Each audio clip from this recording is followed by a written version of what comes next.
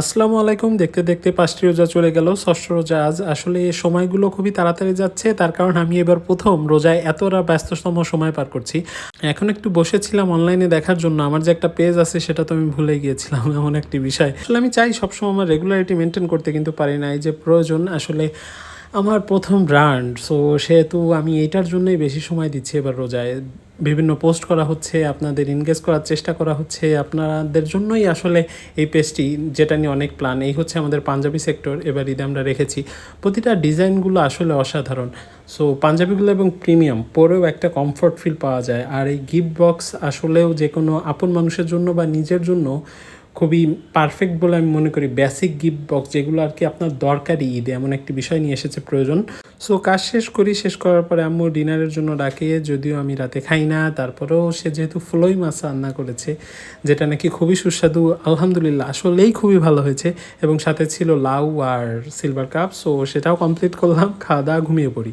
ঘুমের থেকে উঠে আবার সেহেরির টেবিলে আবার খাওয়া দাওয়া, যেখানে ডিম আর মুরগির গোশ।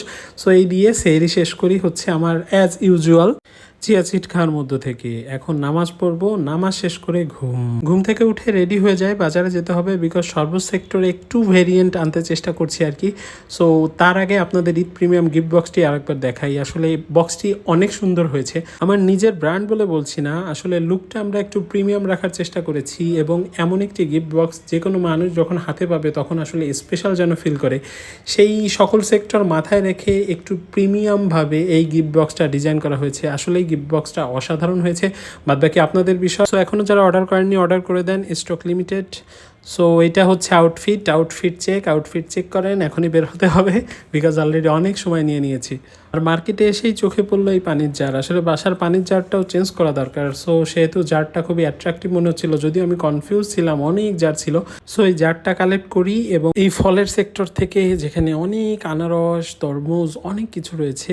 এবং দামের কথা নাই বা বললাম, রোজার সময় তো আসলে ব্যবসায়ীদেরই মূলত ব্যবসা করার সময়। সারা বছরে তারা ব্যবসা করে না, না খেয়ে থাকে, এমন একটা বিষয়। যাই হোক, বাদ দেন।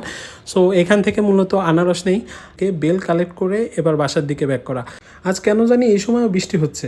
বাসায় চলে আসি, বাসায় চলে এসে দেখি একটা ঘ্রাণ নাকে আসছে। সেটা হচ্ছে আম্মু রাজমা রান্না করছিল। আমার খুবই ভালো লাগে রাজমা।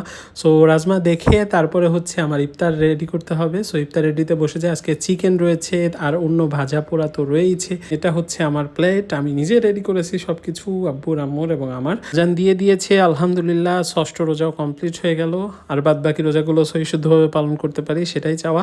সো এটাই আর কি আজকের ব্লগেই পর্যন্ত। দেখা হচ্ছে আবার কালকে। ততক্ষণ পর্যন্ত ভালো থাকবেন, সুস্থ থাকবেন, কারণ আপনি ভালো থাকলে ভালো থাকবে আমাদের দেশ।